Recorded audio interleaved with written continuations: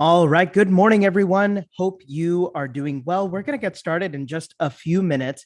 If you don't mind going ahead and opening up your chat box, checking out the link that I just placed in the chat box. Today is a special webinar.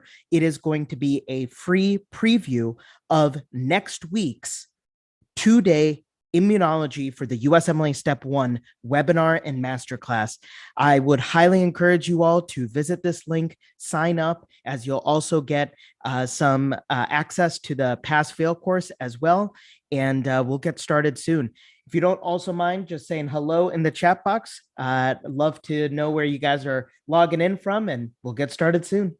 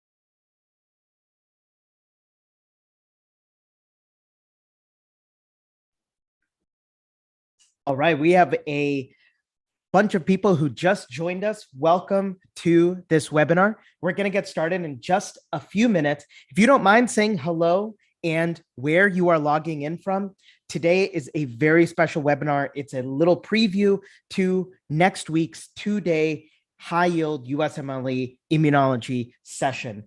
Please feel free to say hello in the chat box. Check out the link that I also placed within the chat box if you're interested in signing up, and we will get started in just a few minutes.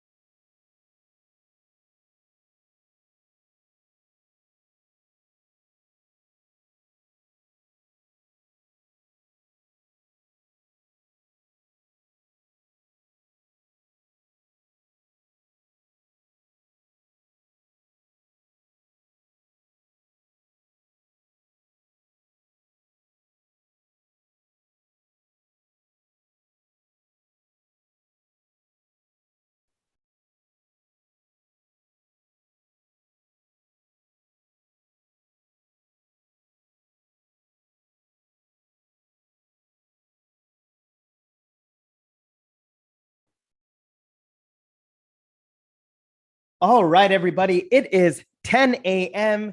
Eastern Time. Hope you all are doing well. I am so excited to get started today.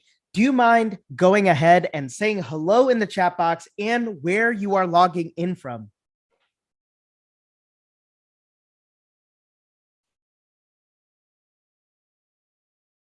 All right. Rockefeller from Alabama, Joancy from Houston, Visar is in the dining room, Tegas from Atlanta. Excellent. Well, thank you all so much for joining. Today is a very special webinar. I am going to be covering a very high yield immunology concept. And this concept is going to be a little bit of a preview of next week's webinar, which is going to take place Saturday and Sunday. And it is going to be synthesizing and integrating all of immunology for the USMLE Step 1.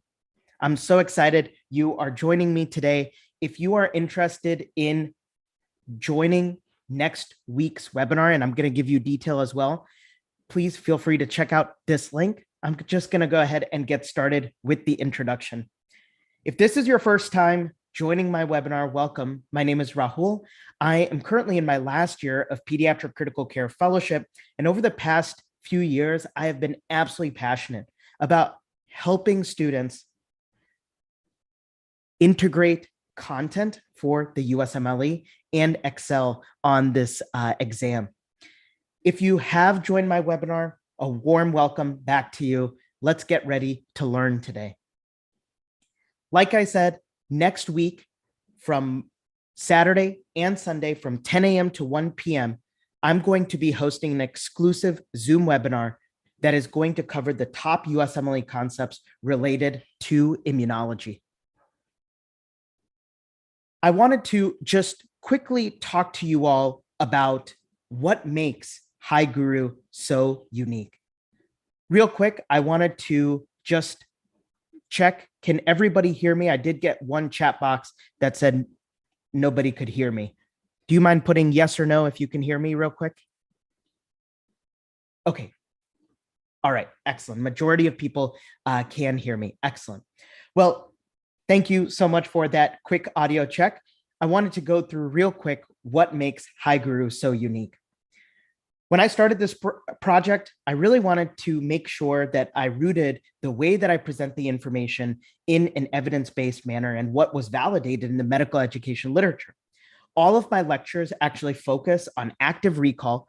I focus on integrating across concepts. So today, when we talk about immunology, it's going to be rooted in pathophysiology, some pharmacology, as well as microbiology.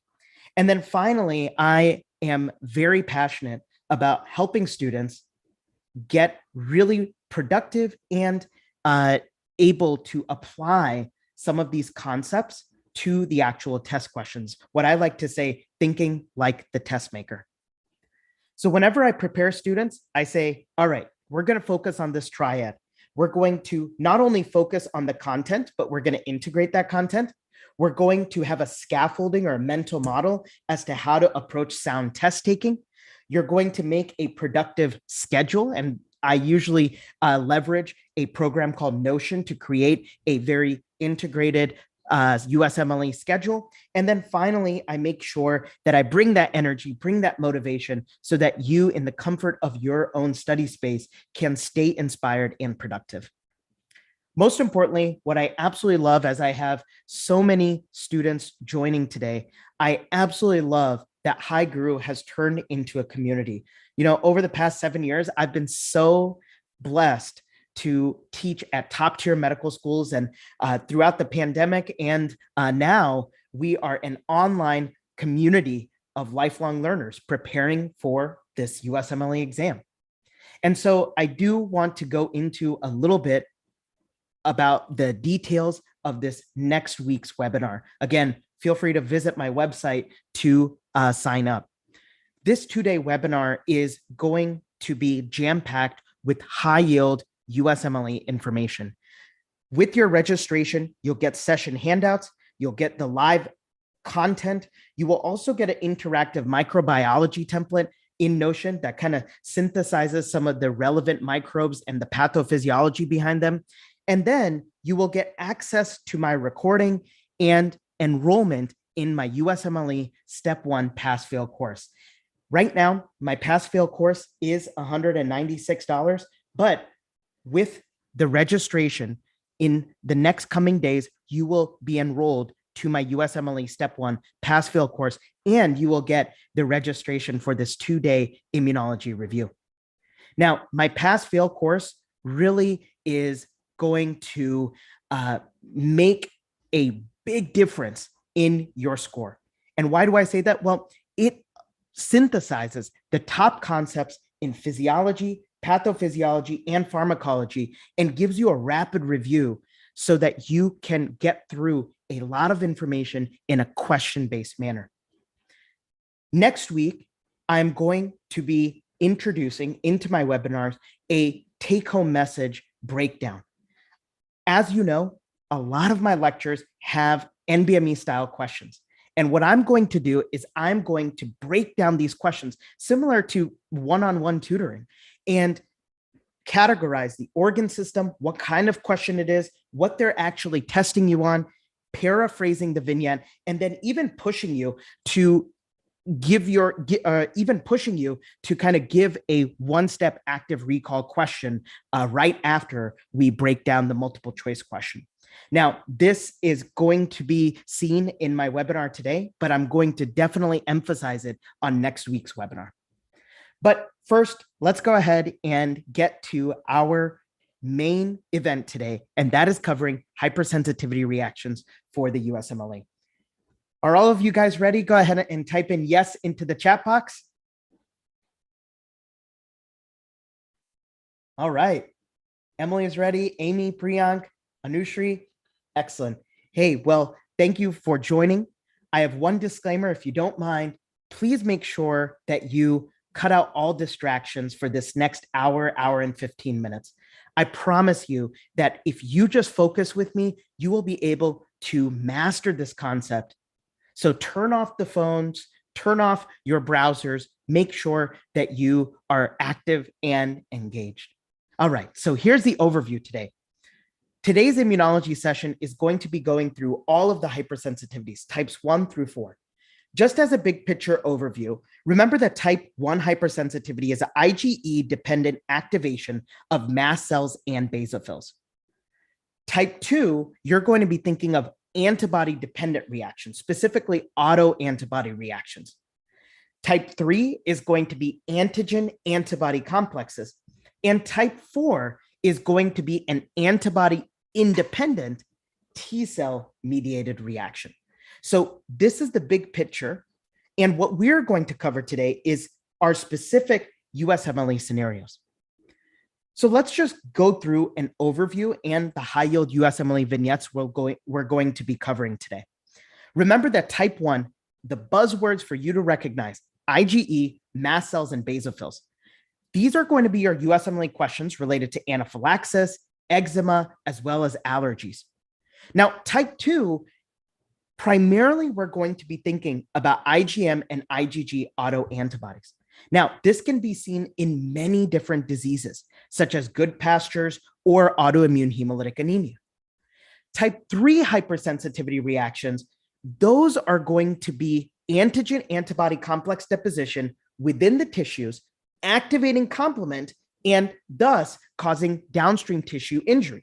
You're going to be thinking about things like post-streptococcal glomerulonephritis, diffuse proliferative glomerulonephritis, as well as even serum sickness. And again, we're going to be covering a lot of these vignettes. Finally, we're going to be talking about type 4. Type 4 is all about the T cells. It's usually known as the delayed hypersensitivity reaction, and these are going to be your vignettes related to PPD testing for tuberculosis, as well as contact dermatitis. So without further ado, let's go ahead and go through our first section, and that is covering type 1 hypersensitivity. Let's start with an NBME style question. A patient presents with a rash. He was recently at his baseball game outside. He progresses to have a hard time swallowing. Blood pressure is low. The patient is tachycardic. Physical exam is notable for poor perfusion in the extremities and wheezing. Which of the following mechanisms may underlie this patient's symptoms? A, antigen-antibody complex deposition. B, antibody-dependent cytotoxic killing. C, complement-mediated destruction. Or D, cell surface bound antibody and cross-linking. Go ahead and put your answer into the chat box as we're just getting warmed up. Wonderful.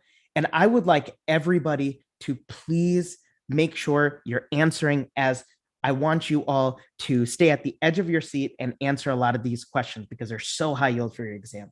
All right, very good. So if you said that this is going to be a cell surface bound antibody cross-linking reaction, you are absolutely correct. So let's go ahead and go through our very unique question take-home message.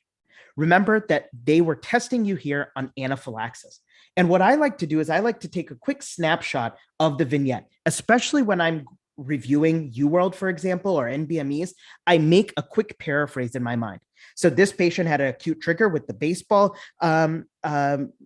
being outside with baseball, and then had systemic symptoms of histamine release that we call anaphylaxis, and that is due to IgE-mediated cross-linking. So let's go ahead and take this a step beyond. What do you think in anaphylaxis would this patient's systemic vascular resistance be? Go ahead and type in up or down in your chat box. What would be SVR in anaphylaxis?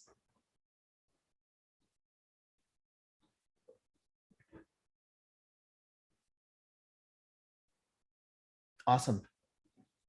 Many of you are saying down, and you're absolutely correct.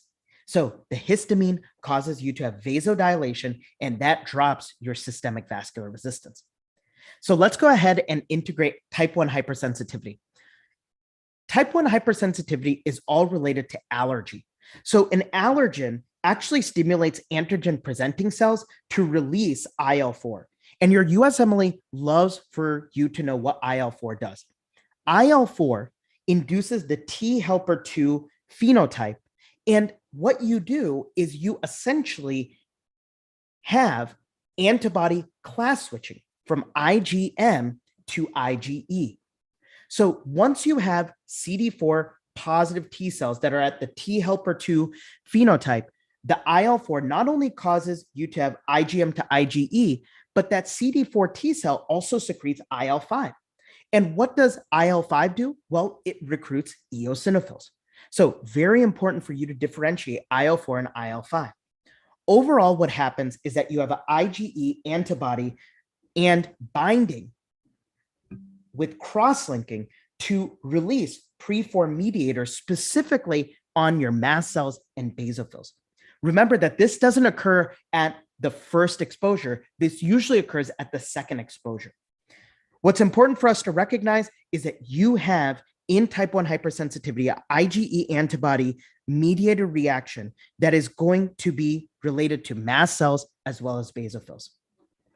So let's go ahead and differentiate the high yield leukotrienes, interleukins related to type 1 hypersensitivity. You have IL-4, which is going to induce the CD4 positive T helper 2 subtype. And subsequently, IL-4 is going to cause IgM class switching to IgE. I remember 4E.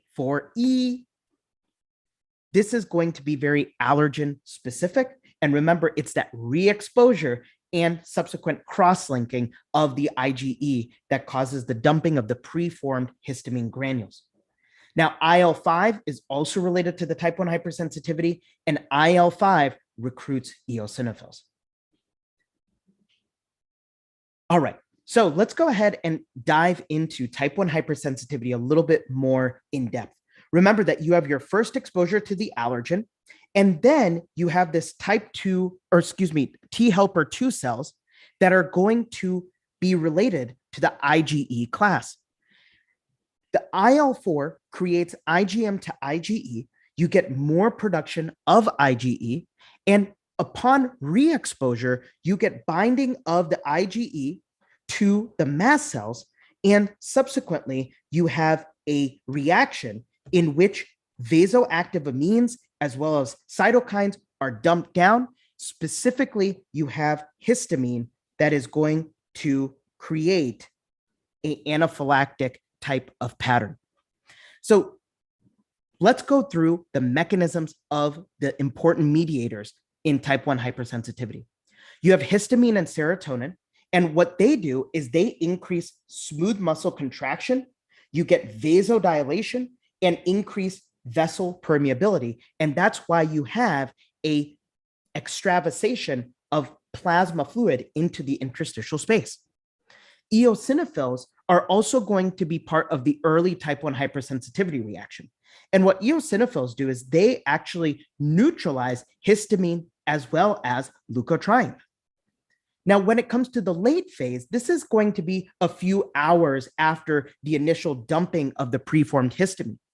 This is going to be your mast cells that are now going to perpetuate the immune response by releasing prostaglandins, leukotrienes, as well as platelet activating factor. Leukotrienes are also going to be present in the late phase of type 1 hypersensitivity. And what leukotrienes are going to do is increase vessel permeability and recruit neutrophils. Now, the USMLE wants you to know that which specific leukotriene recruits neutrophils, and that's going to be LTB4. And I want you to really integrate that LTB4 recruits neutrophils, and it's found in the late phase of the type 1 hypersensitivity response. So let's go ahead and go through some vignettes related to type 1 hypersensitivity. A young child is found to have snoring.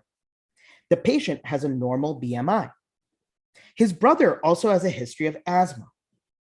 He is noted on exam to have an erythematous nasal turbulence, and exam of the posterior oropharynx is shown.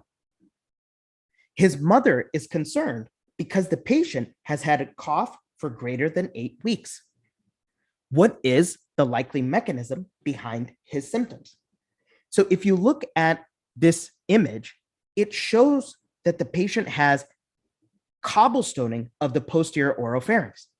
And this is going to be related to a type 1 hypersensitivity reaction in which the patient has rhinitis due to long-standing atopy. He has postnasal drip. And as that mucus is coming down the posterior oropharynx, you get this cobblestoning of the posterior oropharynx. Remember that postnasal drip is going to be one of the important causes of a chronic cough. Now, why does this patient have snoring? Well, this long-standing type 1 hypersensitivity reaction is going to cause swelling of the nasal turbinates, and the patient is thus going to have snoring, especially as sleep decreases the tone of your pharyngeal tissues. So I want to give a very important test-taking strategy, and that is actually recognizing in your USMLE questions the stigmata of atopy. Remember that in the past medical history or family history, USMLE questions will have seasonal allergies, food allergies. They may say that the patient has a scaly rash that itches, alluding to eczema. In this question, we talked about rhinitis and how they said that there was swollen erythematous turbinates, and even there's a family history of asthma. This whole constellation of atopy is related to IgE and type 1 hypersensitivity. Now, atopy is going to also create a very important physical exam finding, and that is this allergic shiners. As you can see, there are these findings right under the bags, or right underneath the eye, and that represents backup of venous blood from decreased drainage into the veins in the nasal mucosa. Because there is going to be so much inflammation here, the veins are going to get compressed, and you can get the allergic shiners as your physical exam feature. Let's go ahead and go through this question. A patient is found to have chronic shortness of breath and cough. He is noted to be a farmer in the Ohio River Valley. He has stable vital signs. Exam shows wheezing. Blood smear shows abundant bilobed dumbbell-shaped immune effector cells. Which of the following best describes the normal function of these cells? Go ahead and put your answer into the chat box.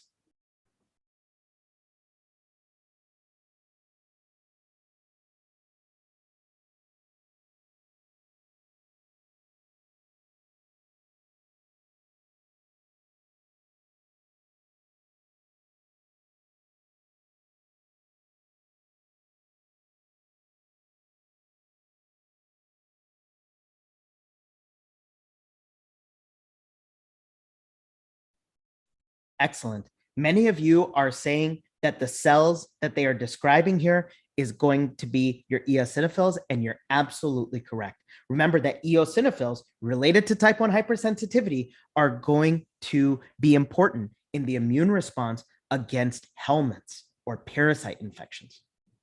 So this was a respiratory histology question testing you on eosinophil function.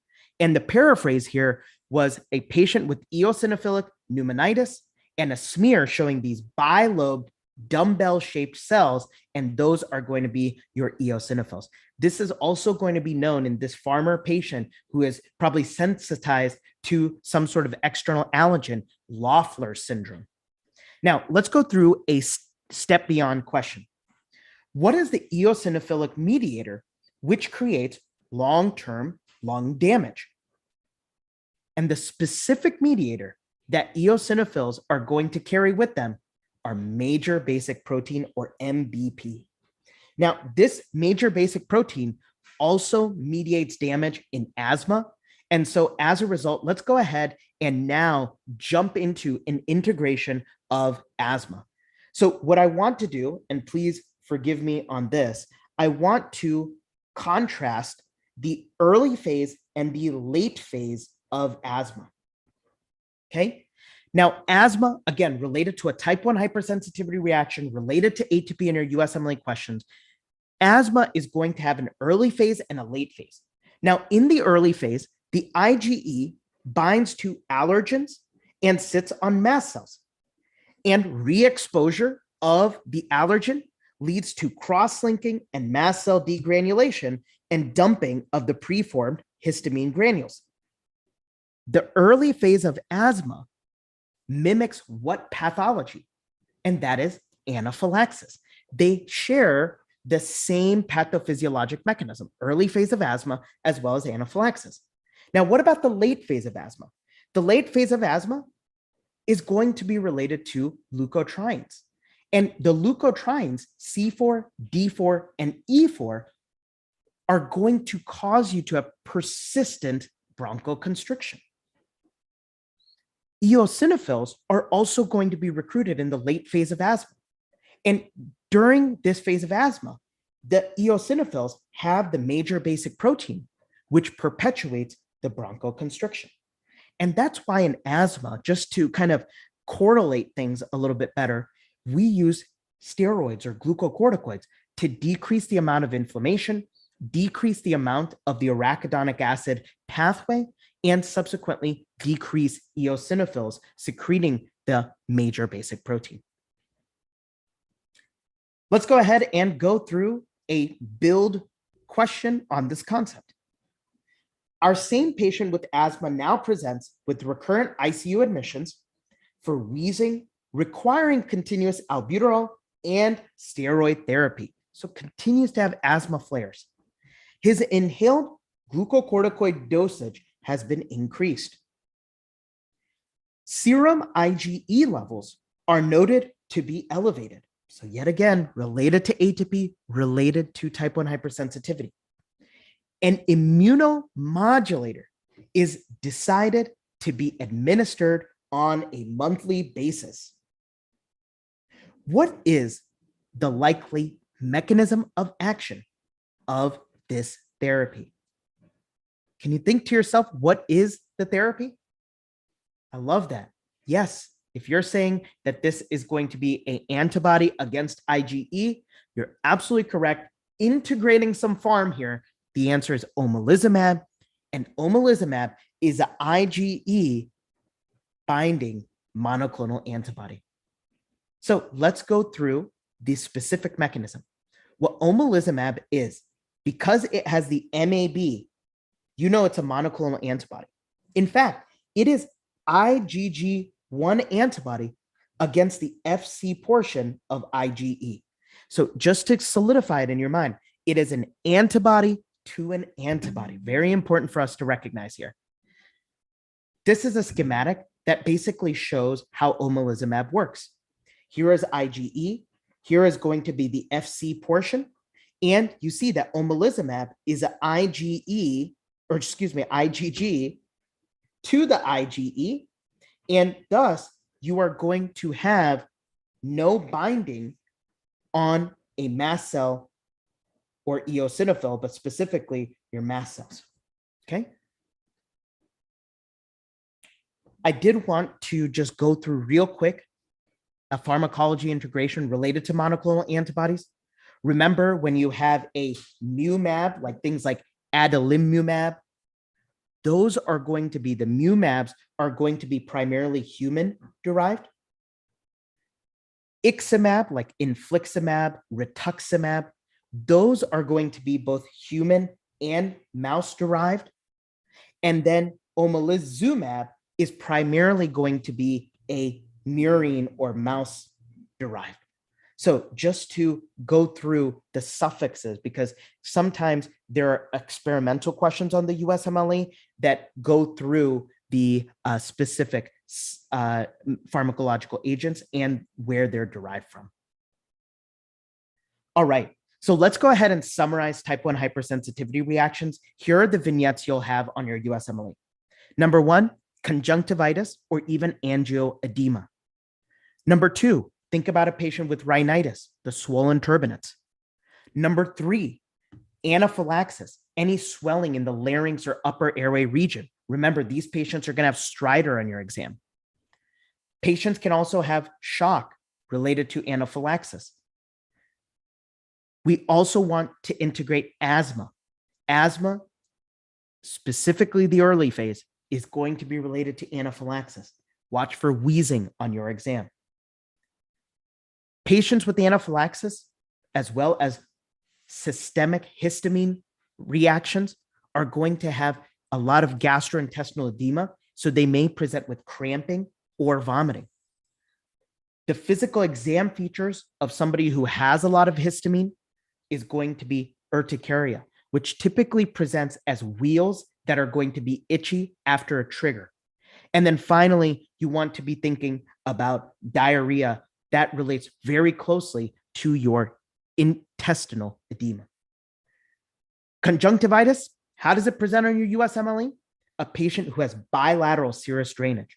Why I put this here is because remember, infectious conjunctivitis, things related to adenovirus on your exam, that's usually a unilateral. Bilateral is more allergy related. Anaphylaxis, I think we beat this concept down, and that is going to be a trigger that you're going to see in your USMLE question. And then you're going to have wheezing, vomiting, wheals, the systemic histamine response. Remember to give IM-epi, just to integrate a little bit of autonomics right here. IM-epi causes you to have improved contractility, as well as, most importantly, it is going to be a bronchodilator. So for patients who have wheezing and lower airway obstruction, it is going to open up the main stem bronchi and bronchioles and cause bronchodilation. Finally, we're going to be talking about angioedema related to type 1 hypersensitivity reactions. Now, this is an important vignette to differentiate from anaphylaxis. Angioedema is going to be due to increased bradykinin release. You can see this as an immunodeficiency related to C1 esterase inhibitor deficiency. This is going to be a patient who presents with recurrent bouts of angioedema. And because of the lack of inhibition of complement, i.e., they get overactivation of complement, these patients are going to have increase in bradykinin, and thus they are going to have swelling of the lips, the face, okay, as well as the airway at times. Angioedema can also be related to ACE inhibitors, specifically when you're going to be talking about the ACE inhibitor-induced cough. Typically on your USMLE, there's going to be a patient with hypertension. Maybe they have a history of hereditary angioedema, but they have hypertension, they get prescribed an ACE inhibitor, and then they have a chronic cough. Remember, ACE normally is going to do what? It is going to inhibit or metabolize bradykinins. ACE inhibitors are going to then cause upstream bradykinin excess, and thus you're going to get a predilection towards angioedema. A patient with history of celiac disease presents to the hematologist for evaluation of anemia. He is scheduled as an inpatient for therapy as his hemoglobin is very low. He's also been having shortness of breath. Now, he is given a therapeutic intervention and suddenly begins to feel dizzy, lightheaded, many wheals on the skin. He has associated chest tightness. What is the next best step in management? This is a very integrative two-step thinking question. In this scenario, if you are saying, give this person epi, you're absolutely correct. This is huge. This is going to be a question that actually tests you on IgA deficiency. And just to give a GI tie-in, remember, patients with celiac disease are going to have an association with IgA deficiency. And how does IgA deficiency present? Anaphylaxis to blood products, as well as recurrent sinopulmonary infections. As you can see, this patient had anemia.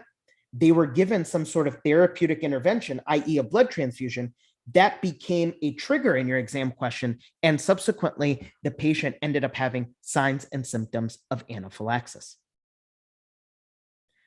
Let's go ahead and integrate all of the scenarios related to anaphylaxis on the USMLE. First off, are you guys learning? Go ahead and type in yes into the chat box. Keep it active and engaged, making sure you all are paying attention. Wonderful. Excellent. Thank you all. Let's go through a couple important associations. You have C3A, C4A, and C5A. These are going to be complement mediators for anaphylaxis. This is even seen in your first aid section if you just type in anaphylaxis. IgA deficiency. We talked about anaphylaxis to blood transfusion. What about this one, y'all? Echinosis granulosis.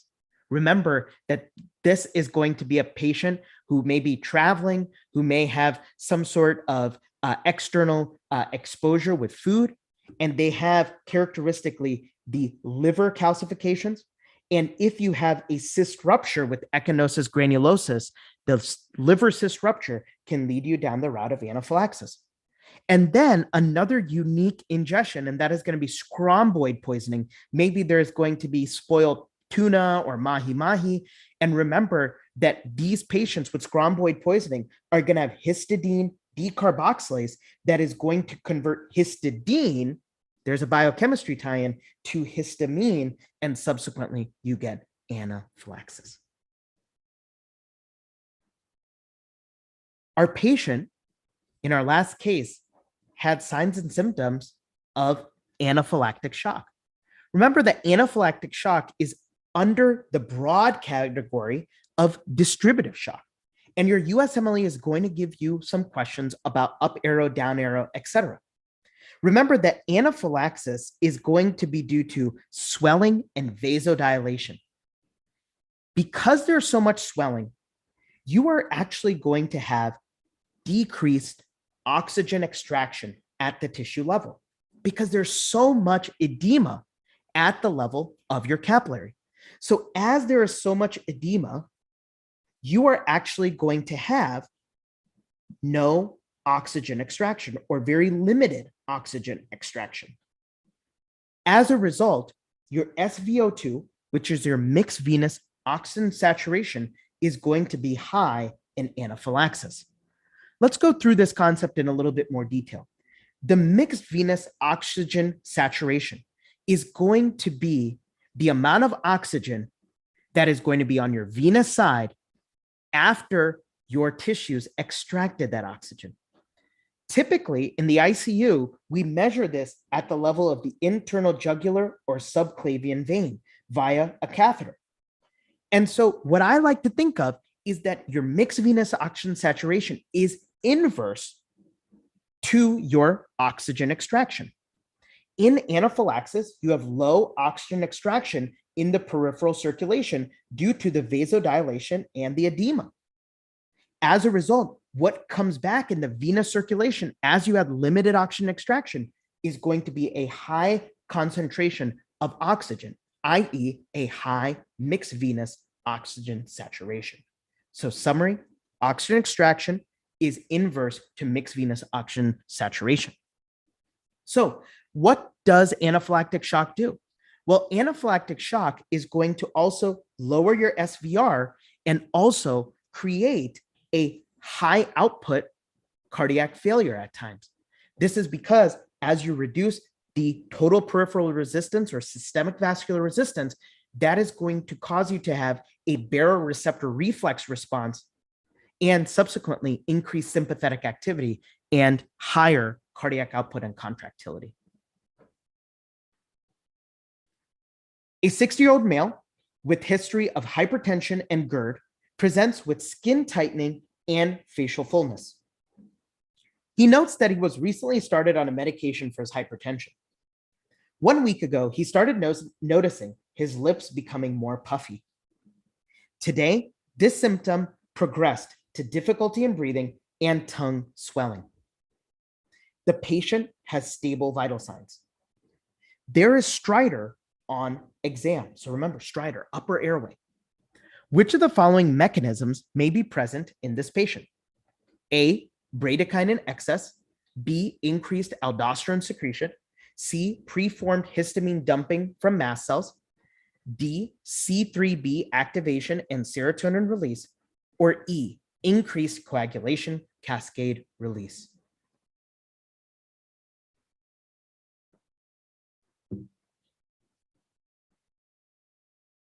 Excellent. I'm seeing a lot of A's.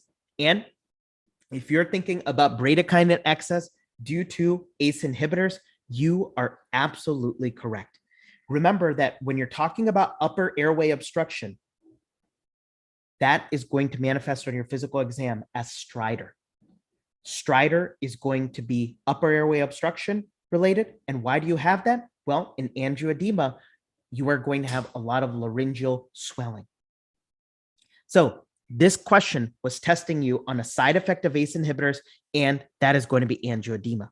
What was the paraphrase of this vignette?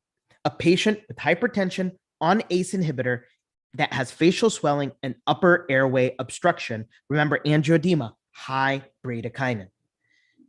Here's the step beyond.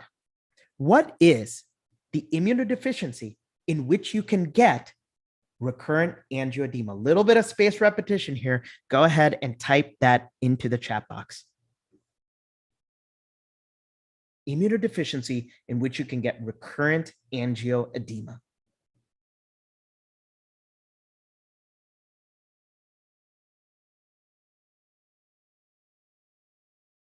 Yep, absolutely. If you're saying C1 esterase inhibitor deficiency, you're absolutely correct. All right, everyone, that concludes our first section, and that is going to be the type 1 hypersensitivities. Let's go ahead and go through the type 2 hypersensitivities next. When we think about type 2 hypersensitivities, remember that type 2 hypersensitivities are all antibody reactions that are going to be related to complement or are going to be complement independent. So remember, type 2 hypersensitivities, antibody reactions. Now, what can these antibodies do? Well, again, they can be complement related in the case of cell lysis or phagocytosis, or complement independent antibody reactions. Now, antibodies are going to create cell lysis at times. And these antibodies that create cell lysis are going to be related to certain pathologies. For example, IgM autoimmune hemolytic anemia, in which you're going to get hemolysis, an incompatible blood transfusion, Goodpasture syndrome, in which you are going to get antibodies to the glomerular basement membrane that causes hemoptysis and hematuria, pernicious anemia, in which you get antibodies that are going to hit what? The parietal cell. And then finally, rheumatic fever, in which you have a patient who is going to have recurrent strep infections and cell lysis or tissue damage due to what? The autoantibodies hitting the M protein, which is related to molecular mimicry. Now, you're also going to have antibodies that can cause phagocytosis. And typically, the phagocytosis is going to be related to macrophages as well as phagocytosis within the spleen. So this is another mechanism, and that is going to be related to, for example, IgG-related autoimmune hemolytic anemia. Remember, your warm autoimmune hemolytic anemia. This can also be seen in ABO hemolytic disease. This is going to be one of those pathologies relating to the maternal fetal interface. and then ITP, or immune thrombocytopenic purpura. Finally, you could have type 2 hypersensitivity reactions that are complement independent. And those are going to be things such as natural killer cells, Helminth destruction related to eosinophils, Graves' disease, as well as myasthenia gravis. And again, these pathologies do not involve the activation of complement, whereas these pathologies do have complement related to them. So let's break down this pathology into further detail. Let's talk about cell lysis first. So when we're talking about type 2 hypersensitivities and antibodies that are going to create cell lysis, let's go through that mechanism. You either have IgM, IgG, or IgE that can cause an autoimmune reaction or a reaction to the cell surface or an extracellular matrix antigen. Then downstream, you get complement activation because these IgM, IgG, IgE hit an antigen, and subsequently you get complement activation and tissue destruction. Remember that when it comes to the immunoglobulins that fix complement, they're typically going to be IgM and IgG. Now, let's go through this in a more visual manner. As you can see, there's an antigen in the extracellular matrix, and we see antibody deposition. Remember that this is going to be injury caused by anti-tissue antibody. And what this does is downstream, it causes complement-mediated recruitment and activation of inflammatory cells. Specifically, you are going to have recruitment of neutrophils, because what complement mediator is going to recruit neutrophils? Go ahead and type that in the chat. What complement mediator is going to recruit neutrophils?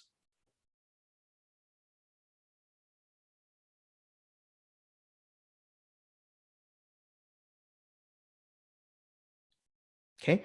And remember, when you're talking about complement, it's not going to be a cytokine. It's particularly going to be a complement mediator, which in this case is C5a. So IL-8, C5a, LTB4, and bacterial products, those are going to be the major recruiters of neutrophils. And this is related to Pathoma chapters 1 through 3, very high yield. LTB4, IL-8, C5a, and bacterial products. As you can see, once you have these autoantibodies that recruit complement, you are going to have lysosomal enzymes, reactive oxygen species that then downstream give you tissue injury. Let's apply this concept now. A 30-year-old male presents with bloody cough. He recently traveled to Northern Africa. However, he states that prior to his trip, he had these symptoms. He undergoes PFT testing, which is notable for increased DLCO. His labs are notable for an elevated creatinine and CRP. Which of the following antibodies may also be positive on laboratory testing? So here you have a patient who has hemoptysis, and he also has hematuria. He has signs of inflammation or hematuria that we're relating to the fact or extrapolating that he has an elevated creatinine. And so in this case, you are worried specifically about Goodpasture syndrome, which is autoantibodies against type 4 collagen, which makes up your basement membrane. So here is a integration of Goodpasture syndrome. You see, you have antibodies to collagen type 4 that is not only going to hit the glomerular basement membrane, but also the pulmonary basement membrane as well. And you have these mediators such as complement and neutrophils that cause tissue injury. We talked about cell lysis. Let's go ahead and integrate phagocytosis and the antibody reactions that can give you the phagocytosis. And again, we're talking about type 2 hypersensitivity. So type 2 hypersensitivity, phagocytosis related. You have a self-antigen. That self-antigen is going to have opsonization via C3b and IgG. Your two most powerful opsonins, very important, USMLE loves to go for it, are C3b and IgG. And downstream, you get phagocytosis. The pathologies that are related to this mechanism, type 2 hypersensitivity, are going to be warm autoimmune hemolytic anemia, immune-mediated thrombocytopenic purpura, as well as ABO hemolytic disease. The phagocytosis is key here with the opsonization. Let's go into it in a little bit more detail. We see here that you have a cell that is going to be coated with C3b, and that is going to create an opsonization with the phagocyte, particularly the macrophage. You notice that as you have complement activation, you're going to make C3b, and that C3b binds to that self-antigen, and then you're going to get phagocytosis. So opsonization and phagocytosis mediated by C3b and IgG, and subsequently you get acellular damage or destruction. Next portion that we're going to be talking about is going to be complement independent antibody reactions. Let's go through this. Remember, here we're not talking about the C5, C3b, et cetera, et cetera. It's complement independent. What's going on here is you have antibodies, specifically IgG and IgE, that are going to cause cell-mediated cytotoxicity, i.e., you are going to get antibodies that basically kill cells. This is going to be via an NK cell or eosinophil-mediated dysfunction. IgG usually is going to be related to NK cells, and this is how we are going to fight against intracellular pathogens such as viruses. IgE is going to be related to eosinophils, and this is how we fight against helminths. And the big broad picture that we call all of this is antibody-dependent cytotoxic killing. And so this ADCC is going to be a very important element that you need to integrate with type 2 hypersensitivity reactions. So as you can see, this is the IgG. It is going to be binding to the target cell, and the effector killer cell, which is the natural killer cell, is going to dump its perforins and gramzymes to create the cytotoxicity towards the target cell. How are helminths killed? Well, as you can see, type 2 or T helper 2 CD4 cells have IL-5 that they're going to secrete. IL-5 is going to recruit eosinophils, just a little bit of spaced repetition there. And remember, the IgE is going to then kill the helminths. As you can see, eosinophil activation via IgE and direct killing is going to be how we fight against helminths. It is very important on your USMLE exam, whenever they're talking about a helminth, they'll give you a CBC in your labs, and you will see that the percent eosinophils are increased. So just a little bit of a tidbit for you to recognize that you may be dealing with the helminth, especially if the vignette is talking about traveling, etc. All right, let's go ahead and apply some of these concepts. 40-year-old male presents with weakness more prominent in the lower extremities. He is noted to have issues with incontinence and achieving erections. His muscle myography is noted for an incremental increase in muscle contraction. Given this presentation, which of the following may be abnormal in this patient? A, a CT scan, B, MRI of brain, C, vertebral X-ray, or D, PET scan? What do you think is the answer?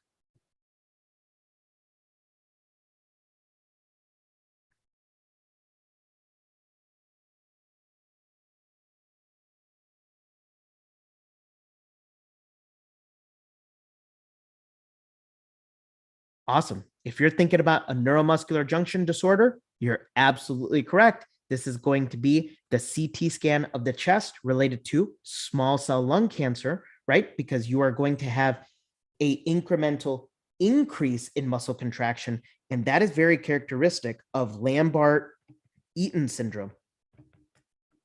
And Lambert-Eaton syndrome is going to be related to small cell lung cancer.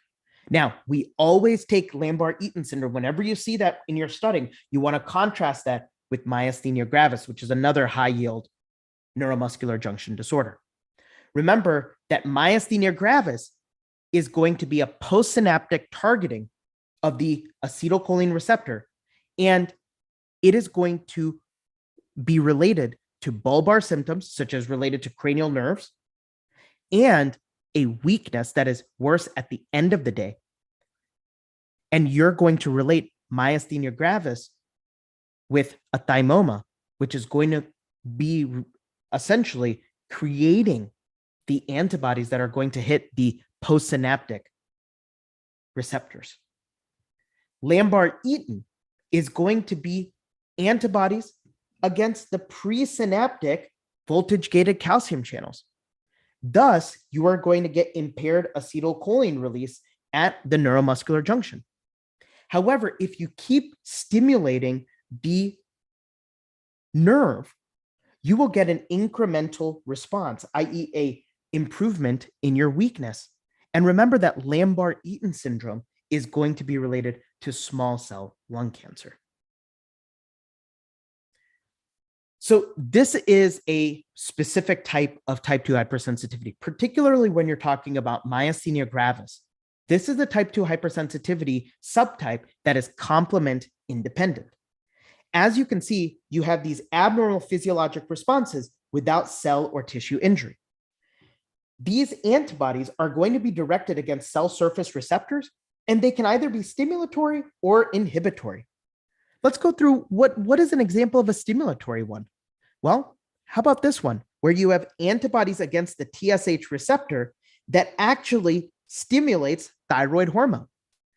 The antibody stimulates the receptor without the hormone, and that is going to be characteristic of Graves' disease.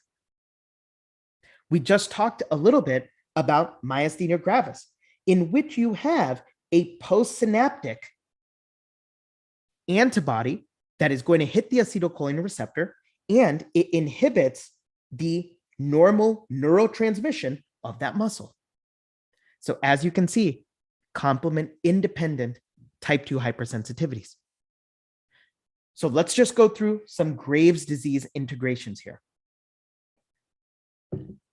Key things for Graves' disease. It is a stimulatory antibody. It's an IgG to the TSH receptor. This stimulatory antibody is going to create systemic symptoms, signs of hyperthyroidism, and a physical exam finding that is pathognomonic for Graves', and that is going to be exophthalmos. Now, what's the mechanism behind exophthalmos? The mechanism is actually going to be proliferation of the retroorbital fibroblasts. There's an expansion in glycosaminoglycans in the back of the eye, and thus you're going to get exophthalmos, i.e. bulging of the eyes. What would fine needle aspiration of the thyroid show? And if you said scalloped appearance of the colloid, you're absolutely correct. Make sure you visit my NBME Top Concepts endocrine lecture, where I go into much greater depth about Graves' disease. So just as a summary, let's go through some important vignettes related to cell lysis. That was, again, complement dependent type 2 hypersensitivity.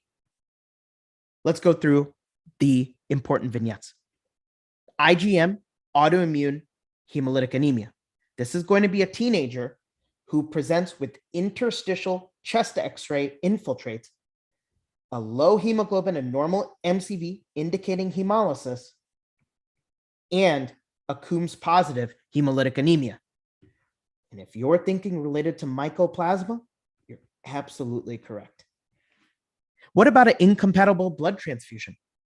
Those are going to be related to a patient on your exam who is anemic, gets a transfusion, but the patient is blood type A and he got blood type B and has acute cardiovascular collapse. This is very rare because we have a very thorough system on checking the blood types, and we have some checks and balances in place, but it could theoretically happen. Pernicious anemia, again, another type 2 hypersensitivity related to cell lysis, autoantibodies against the parietal cell, and it can create a B12 deficiency in patients with this autoimmune stigmata. And then finally, you're going to have rheumatic fever. This is going to be a patient on your exam who's an immigrant, recurrent throat infections. They'll have the Jones criteria, and this is going to be related to the M protein, and the autoantibodies hit the M protein, and subsequently you are going to get tissue damage.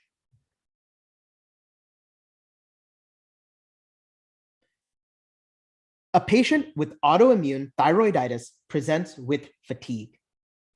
He is found to be anemic and have a shiny tongue. On physical exam, the patient has decreased vibration and sensation in his extremities. His CBC shows a hemoglobin that is low and an MCV that is macrocytic, greater than 100. An autoimmune process is suspected, and the peripheral blood smear is shown. What do you think we are dealing with here? Well, if you're thinking about macrocytic anemia and specifically hypersegmented neutrophils, you are absolutely correct. As you can see in this question, the patient has a lot of autoimmune conditions, autoimmune thyroiditis, for example. And now he will be predisposed to other autoimmune conditions, such as pernicious anemia. And remember, pernicious anemia, autoantibodies to intrinsic factor that is secreted by the parietal cell, and subsequently downstream, you get B12 deficiency. Now, this is an integrative question because what does B12 deficiency relate to? Macrocytic anemias and the fact that on peripheral blood smear, you get hypersegmented neutrophils. I also wanted to put issues with vibration and sensation, i.e. the posterior columns. When you're talking about neuroanatomy, what is that related to? Well, that is actually going to be related to an elevation in methylmalonic acid. I would highly encourage you to review why you get increased methylmalonic acid related to B12, because that's a USMLE favorite.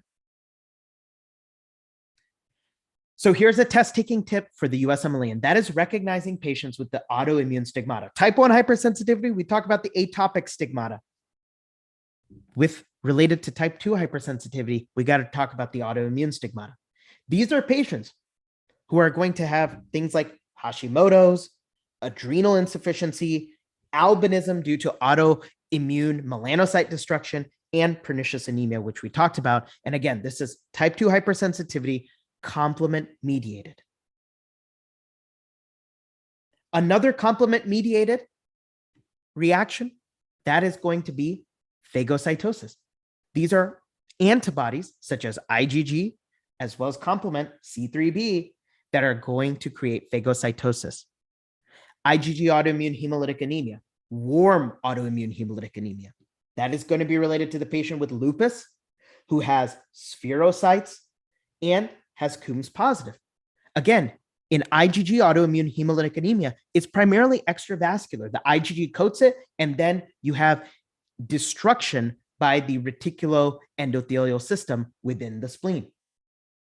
Now, the ABO hemolytic disease related to a mom who is going to be O and a baby who is going to be A or B, this is also going to be a phagocytosis type 2 hypersensitivity complement mediated reaction.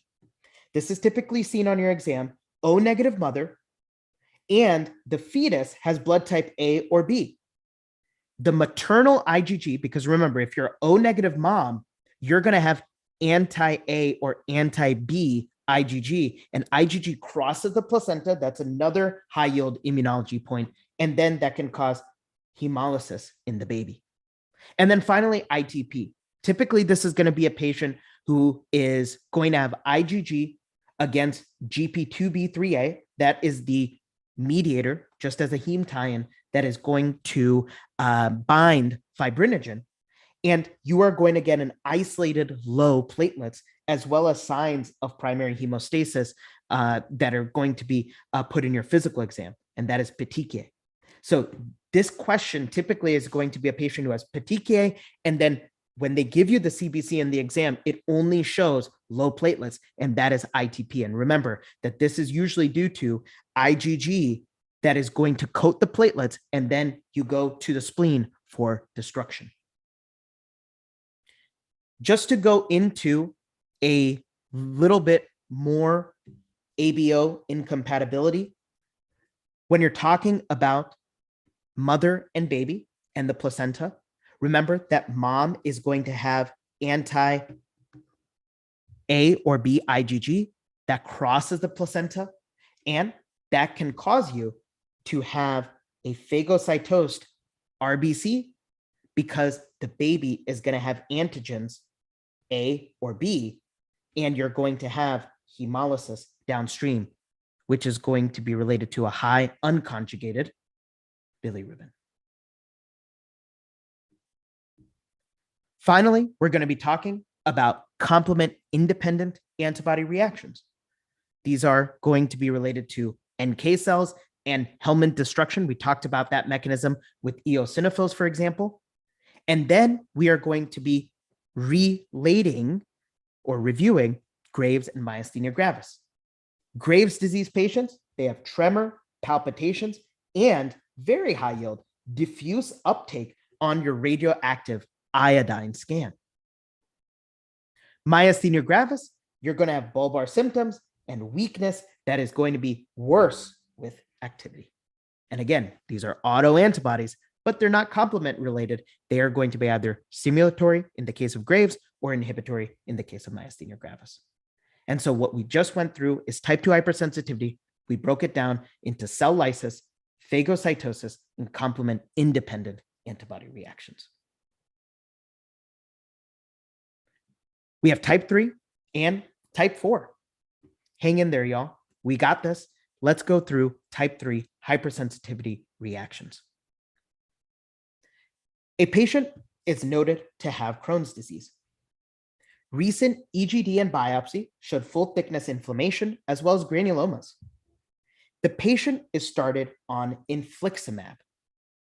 A PPD skin test prior to starting therapy is normal. The patient 3 weeks later has fever, skin rash, arthralgias, and diffuse lymphadenopathy in the axillary and inguinal region. Which of the following represents the likely diagnosis? What do you all think is the reaction here?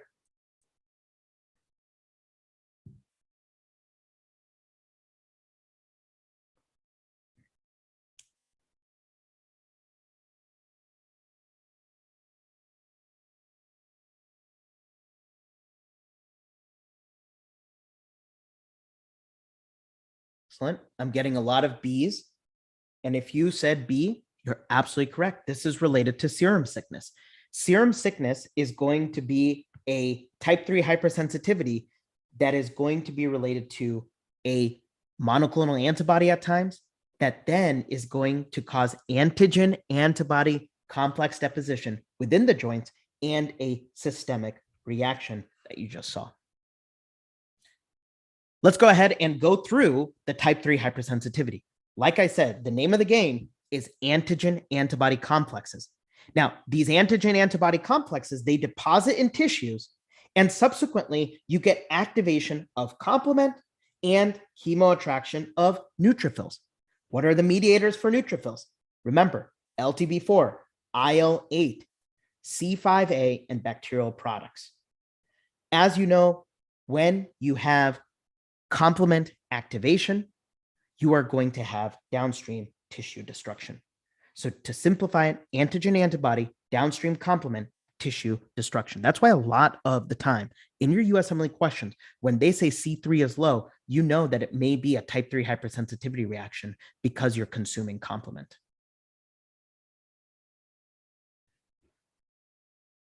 There are mechanisms of type 3 hypersensitivity that you have to know for your exam. The first exposure to the antigen is when you actually form the antibodies to the antigen. And upon repeat exposure to the antigen, you then get the forming of the antigen antibody complex. This antigen antibody complex is going to then deposit in tissues. You're going to have complement activation, and in particular, C5a is going to attract neutrophils, and downstream, you get tissue damage. So normally, if you think about normal physiology, antibody complexes are cleared by the reticuloendothelial system. In what area? The spleen. In this case, you are going to have pathologic antibody antigen destruction or deposition within the tissues. All right. So what are going to be the vignettes related to type 3 hypersensitivity? Let's go through it. Lupus, a female who presents with joint pain, malar rash, abnormal UA. Maybe they're going for the membranous glomerulonephropathy, okay? Or maybe they are going to be going for a glomerulonephritis related to lupus. And then you have anti-DNA or anti-Smith related antibodies. What else is another type 3 hypersensitivity reaction? That is going to be Arthus reaction. This is going to be a patient who got a booster for example, tetanus, and they have local erythema and pain at that site, i.e., there is intradermal injection into a pre-sensitized individual. This individual already has IgG against tetanus, for example. They get re-exposed. Now you have the Tdap and the IgG binding together and subsequently causing a local reaction. Glomerulonephritis, specifically the ones that are antigen antibody mediated, type 3 hypersensitivity, PSGN, diffuse proliferative glomerulonephritis, this is the one related to lupus, and then membranoproliferative glomerulonephritis, which is a hybrid nephritic nephrotic disease. And then you have polyarthritis nodosa. This is typically going to be a patient who has a vasculitis. They are going to have fever and then signs of organ dysfunction, i.e., the patient may have hepatitis B and they have antigen antibody deposits within the vessels causing inflammation, and thus you get strokes, you get GI disturbances, etc. These patients are going to have ANCA negative vasculitis, and remember, polyarthritis nodosa, that is going to be no lung involvement. And that no lung involvement, that differentiates it from microscopic polyangiitis. Type 3 hypersensitivity reactions, let's go in a little bit deeper. Serum sickness and Arthus reaction, we're going to compare and contrast them. Remember that in serum sickness, you had a foreign protein. Maybe it was a penicillin, a mAb, etc. That acted like a hapten. You have antigen antibody complexes that are going to form 1 to 2 weeks later and have immune complex deposition where? In the joints, you're going to get inflammation. You're also going to get lymphadenopathy. These patients are going to have low C3, C4 and watch for the triggers. Maybe it's hepatitis B, like an infection. An Arthus reaction, it's going to be more localized. You're going to have, for example, a booster vaccine, and then they're going to have redness right at that site. It is going to be a little bit more localized compared to serum sickness in your exam. And these patients are going to have edema as well as fibrinoid necrosis. And fibrinoid necrosis is very important for you to recognize with type 3 hypersensitivity reactions, because that represents antigen antibody complexes within the vascular wall. And that's also seen in the pathophysiology of polyarthritis nodosa, which is a vasculitis. Okay. As a result, again, a lot of these type 3 hypersensitivity reactions, they're going to have low C3 and C4 due to this persistent activation of complement. So this is your Arthus reaction. And as you can see, fibrinoid necrosis is key here. Along with complement activation, you have the antigen antibody complex that is going to be embedded within the wall of the blood vessel. Let's review what were the three glomerulonephritides that were related to type 3 hypersensitivity. Well, membranoproliferative glomerulonephritis. Remember, there's type 1 versus type 2. Both of them are going to have tram tracking appearances.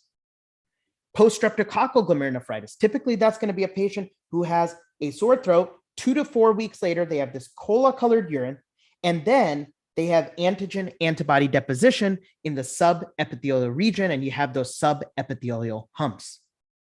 And then you have diffuse proliferative glomerulonephritis. Again, diffuse proliferative glomerulonephritis related to lupus. On your light microscopy, you get that wire looping capillaries. And again, it is IgG based and that immune complex deposition. Typically, in your renal pictures, the immunofluorescence is going to be granular whenever you have antigen antibody deposition. I do want to go through the important integrations with lupus because they come up on your exam all the time. So from a CNS standpoint, remember, patients with lupus can get a lupus cerebritis. From a cardiovascular standpoint, you want to know pericarditis as well as Liebman-Sachs endocarditis. L for lupus, L for Liebman-Sachs endocarditis. You can also get not only pericardial inflammation, but pleural inflammation. From a renal standpoint, you're going to be worried about membranous glomerulonephropathy, which is a nephrotic presentation of lupus, as well as diffuse proliferative glomerulonephritis, which is your nephritic presentation. And again, hypocomplementemia, which is related to this one right here. From a heme standpoint, you're going to get anemia of chronic disease.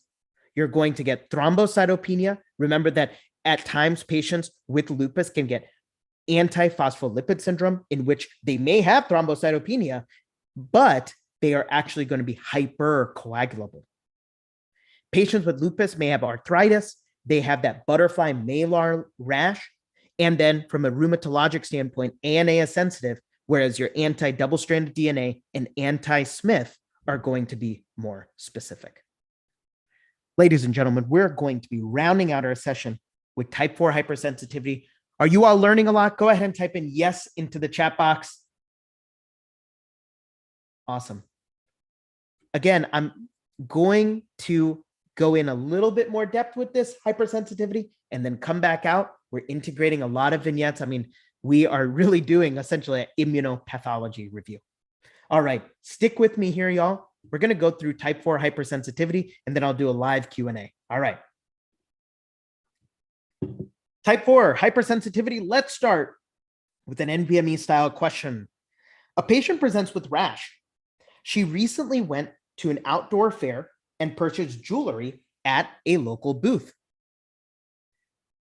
She then had a familial outing in the local national park where they spent the whole day hiking. She now presents with a linear rash that is across her shin region. There are mild vesicles noted. She has been afebrile, and I put that in there to differentiate it from, for example, herpes. What is the likely mediator causing this patient's symptoms?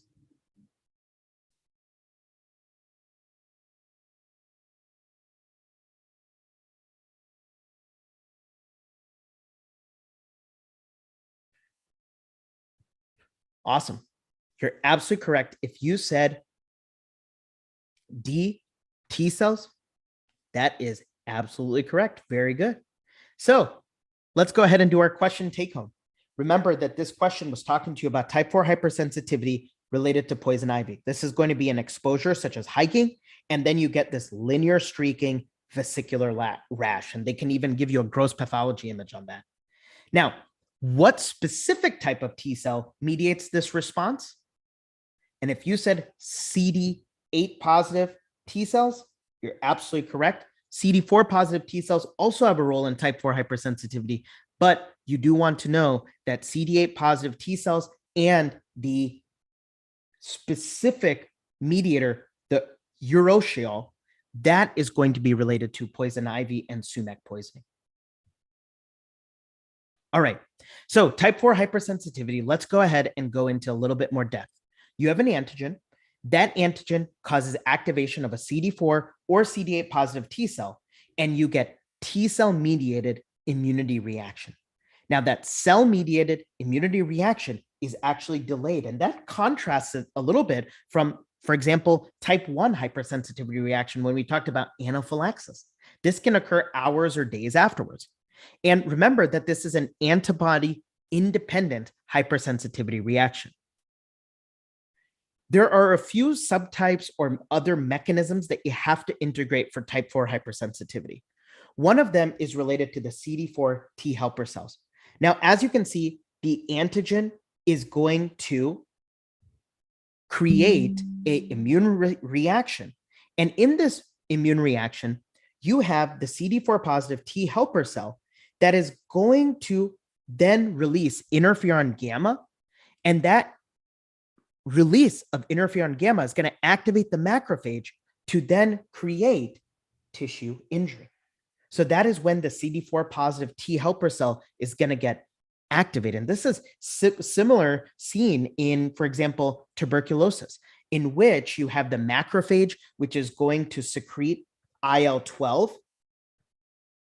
And then the T helper cell is going to get activated, secrete interferon gamma. That is going to take the macrophage, make it super angry, and downstream, you get epithelioid histiocytes as well as tissue injury. Now, another important mechanism is when you have the CD4 T helper 2 subtype in type 4 hypersensitivity reactions. Now, in this case, you get activation of eosinophils, and eosinophils are going to then cause downstream tissue damage. And this is typically with the major basic protein. But again, this is CD4 positive T helper 2 cells activate the eosinophils, that downstream the eosinophils themselves, cell mediated, are going to cause tissue injury. And then this one is very high yield, and this is related to the cytotoxic T lymphoid cell, i.e. the CD8 positive T cell. Now, the CD8 positive T cell, they actually interact with MHC1 on the antigen presenting cell. And that interaction between CD8 positive T cells and MHC1 on the antigen presenting cell causes the CD8 positive T cell to release perforin and granzyme. And I think that this is really important because this actually relates to general pathology and the extrinsic pathway of apoptosis, in which you have the cytotoxic T cell that is going to cause direct cell-mediated cytotoxicity due to granzymes and perforins going into the actual cell itself, causing nuclear fragmentation and downstream apoptosis. So this reaction, which I just talked about with the CD8 positive T cell, that is going to be seen in questions related to neoplasia, virus-infected cells, even transplant immunology, which we'll be covering in next week's webinar. So just to wrap up, we wanted to talk about the type 4 hypersensitivity reactions. Let's go through them. Poison ivy is going to be on your exam. Things like contact dermatitis, say from a nickel allergy, and then PPD tuberculin skin test. Remember that type 1 diabetes can also be related to a type 4 hypersensitivity, in which you get lymphocytic infiltration of what? Of the beta pancreatic cell and the pancreatic acinus. And these are going to be patients who present with DKA. And you can read right here, how is DKA kind of paraphrased? Finally, we're going to be talking about graft rejection related to type 4 hypersensitivity. This is going to be a patient who got a liver or kidney transplant, and then their markers, such as creatinine, AST, ALT, those are going to be elevated, indicating that they have some sort of acute or chronic rejection, and their biopsy shows lymphocytic infiltration. Again, this is all related to those lymphocytes, type 4 hypersensitivity. And then finally, I do want to let you know that especially when we talked about the interaction between IL-12 and interferon gamma, that loop that we talked about specifically with macrophages being activated due to interferon gamma, that is going to cause this characteristic microscopic pathology, and that is going to be a granuloma.